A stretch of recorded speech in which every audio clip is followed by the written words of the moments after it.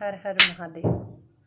आज हम पढ़ेंगे पार्थिव पूजा की महिमा, शिव नैवेद्य भक्षण के विषय में निर्णय एवं बिल्व का महात्म्य। तदंतर ऋषियों के पूछने पर किसी कामना की पूर्ति के लिए कितने पार्थिव लिंगों की पूजा करनी चाहिए, इस विषय का वर्णन करके सूत जी बोले, महर्षियों, पार्थिव लिंगों की पूजा कोटि कोटि यज्ञों का फल देने वाली होती है। कलयुग में लोगों के लिए शिवलिंग पूजन जैसा श्रेष्ठ दिखाई देता है, वैसा दूसरा कोई साधन नहीं है। यह समस्त शास्त्रों का निश्चित सिद्धांत है। शिवलिंग भोग और मोक्ष देने वाला है। लिंग 3 प्रकार के कहे गए हैं, उत्तम, मध्यम और अधम। जो 4 अंगुल ऊंचा और देखने में सुंदर हो तथा वेदी से युक्त हो, उस शिवलिंग को शास्त्र महर्षियों ने उत्तम कहा है। उससे आधा मध्यम और उससे आधा अधम माना गया है। इस तरह 3 प्रकार के शिवलिंग कहे गए हैं जो उत्तरोत्तर श्रेष्ठ हैं। ब्राह्मण, क्षत्रिय, वैश्य, शूद्र अथवा विलोम शंकर कोई भी क्यों न हो, वह अपने अधिकार के अनुसार वैदिक अथवा तांत्रिक मंत्र से सदा आदर पूर्वक शिवलिंग की पूजा करे। ब्राह्मणों, ऋषियों, अधिक कहने से क्या लाभ। शिवलिंग का पूजन करने में स्त्रियों का तथा अन्य सब लोगों का भी अधिकार है।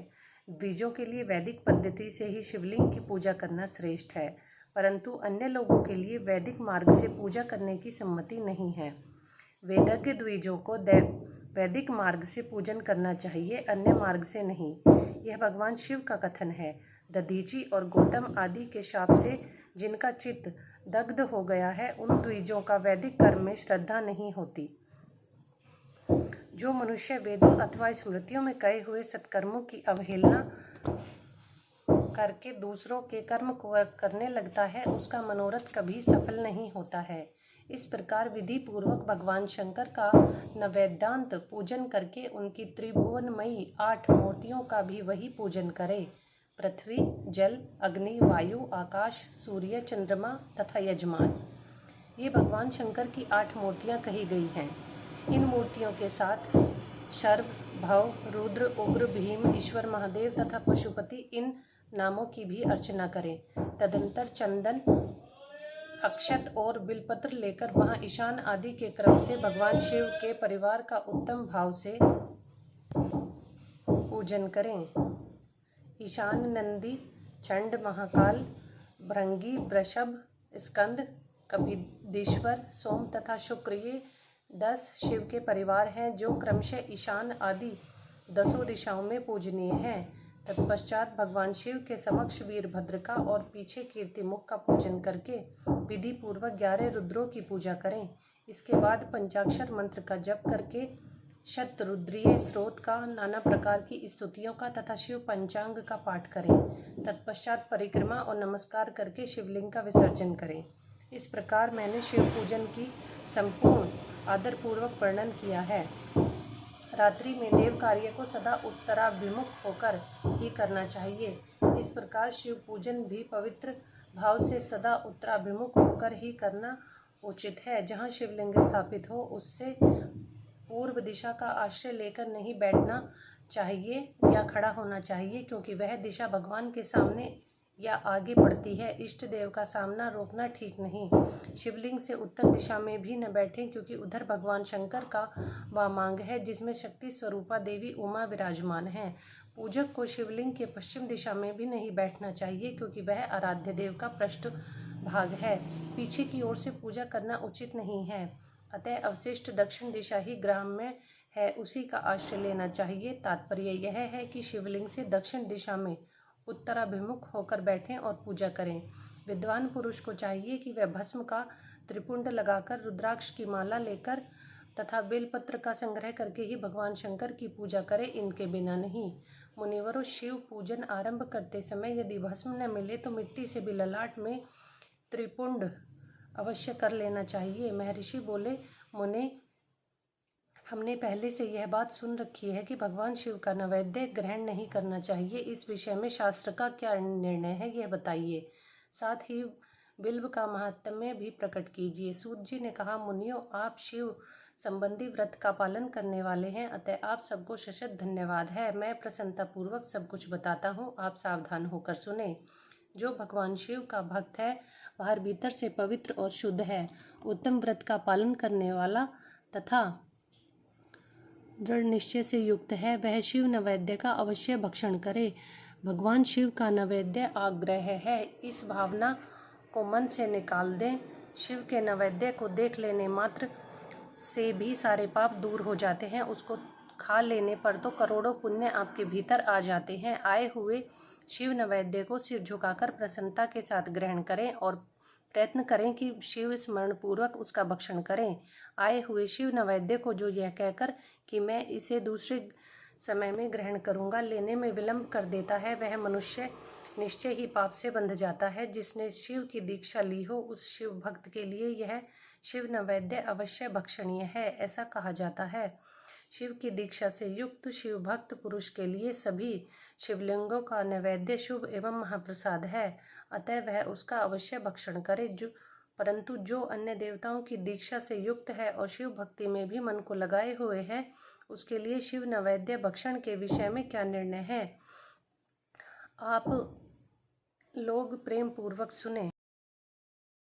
ब्राह्मणों, जहाँ से शालग्राम शिला की उत्पत्ति होती है, वहाँ के उत्पन्न लिंग में रसलिंग में पाशद, पाषाण, रजत तथा सुवर्ण से निर्मित लिंग में देवताओं तथा सिद्धों द्वारा प्रतिष्ठित लिंग में, केसर निर्मित लिंग में, स्फटिक लिंग में, रत्न निर्मित लिंग में तथा समस्त ज्योतिर्लिंगों में विराजमान भगवान शिव के नैवेद्य का भक्षण चंद्रायण व्रत के समान पुण्यजनक है।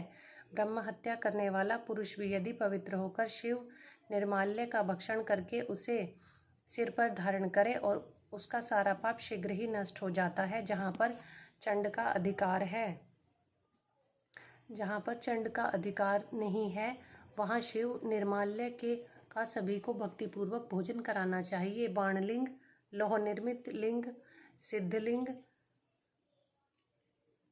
अथवा जो सिद्धों द्वारा स्थापित है वे लिंग, स्वयंभू लिंग, इन सब लिंगों में शिव की प्रतिमाओं में चंड का अधिकार नहीं है। जो मनुष्य शिवलिंग को विधि पूर्वक स्नान कराकर उस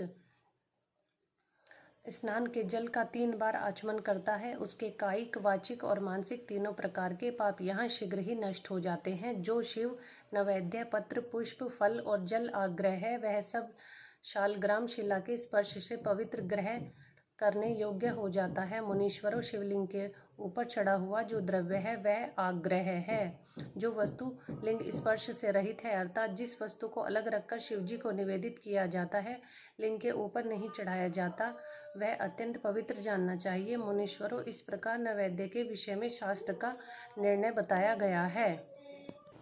अब तुम सावधान होकर आदरपूर्वक बिल्व का महात्म्य सुनो। यह बिल्व वृक्ष महादेव का ही रूप है। देवताओं ने भी इसकी स्तुति की है। फिर जिस प्रकार किसी तरह से इसकी महिमा कैसे जानी जा सकती है। तीनों लोक में जितना पुण्य तीर्थ प्रसिद्ध है, वह संपूर्ण तीर्थ बल के मूल भाग में निवास करते हैं।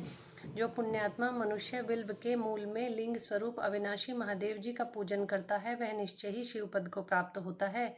जो बिल्व की जड़ के पास जल से अपने मस्तक को सींचता है, वह संपूर्ण तीर्थों में स्नान का फल पा लेता है और वही इस भूतल पर पावन माना जाता है।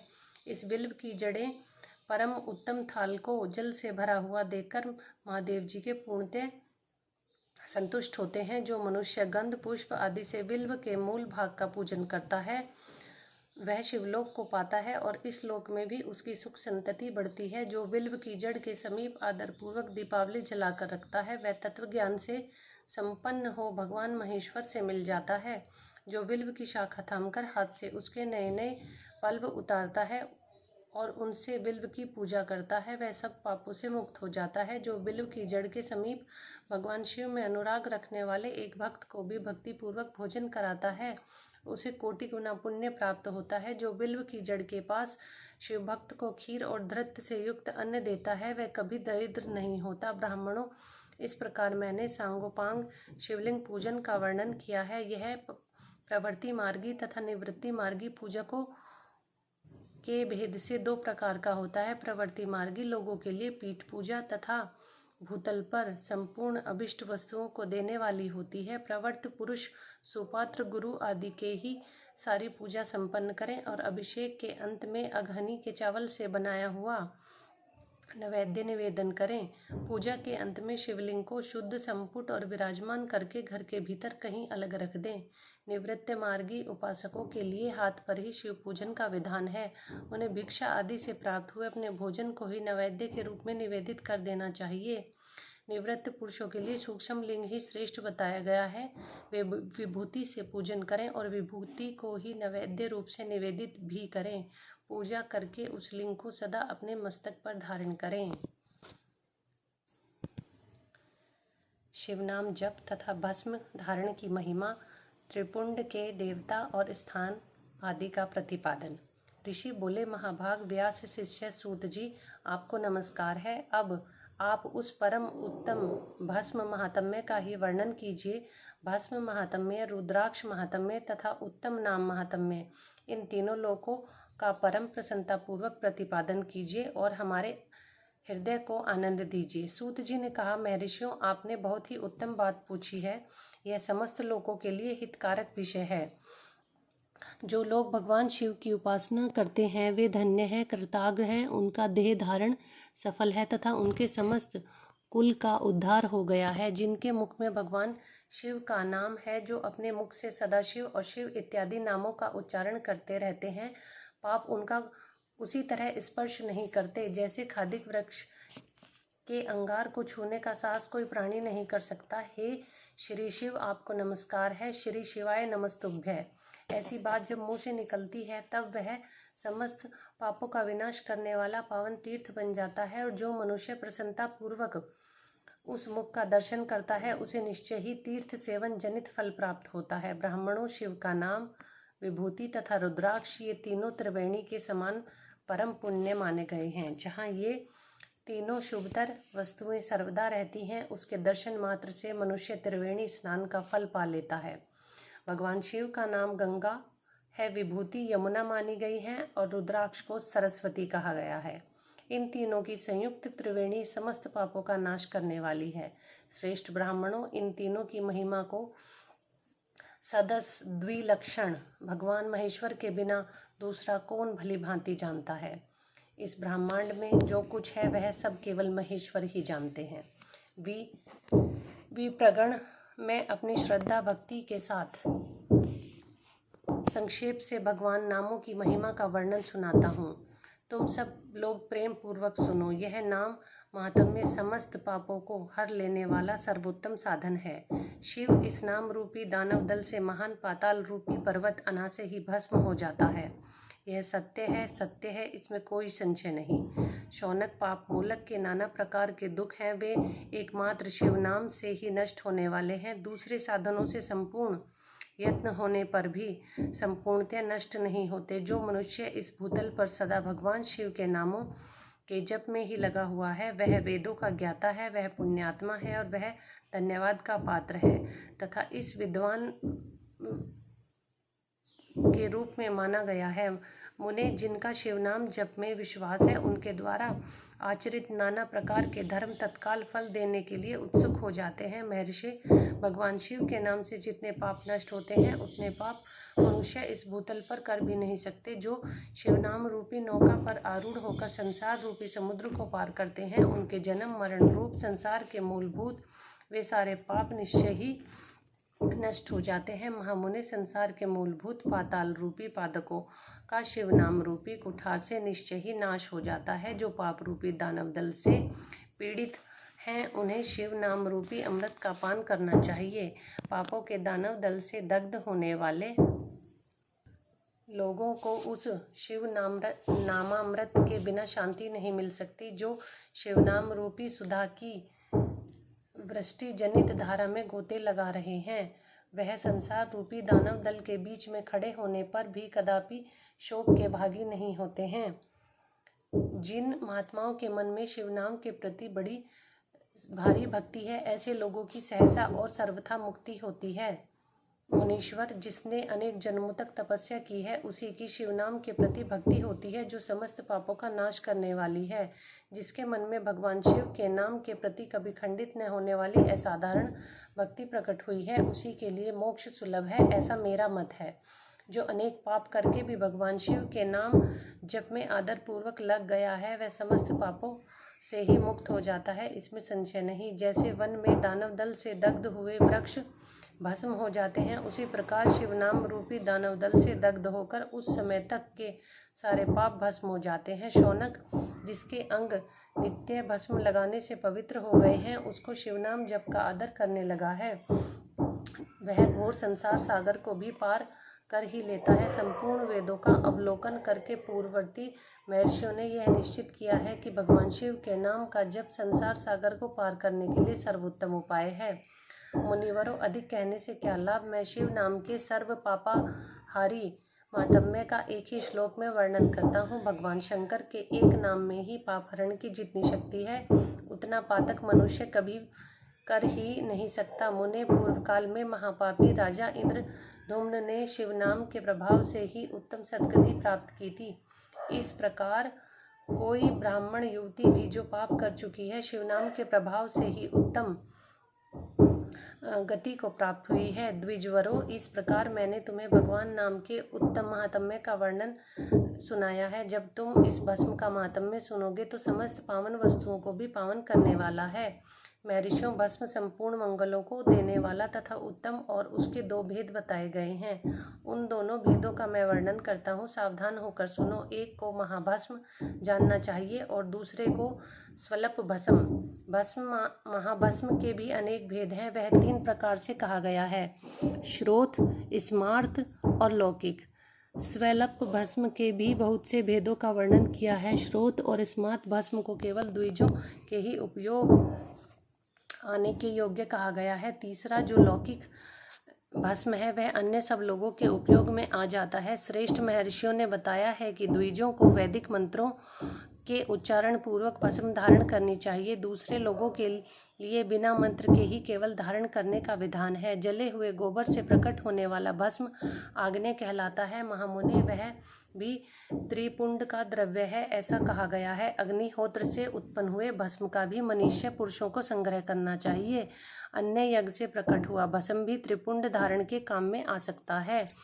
जाबलोपनिषद में आए हुए अग्नि इत्यादि 7 मंत्रों द्वारा जल मिश्रित भस्म से धूलन करना चाहिए।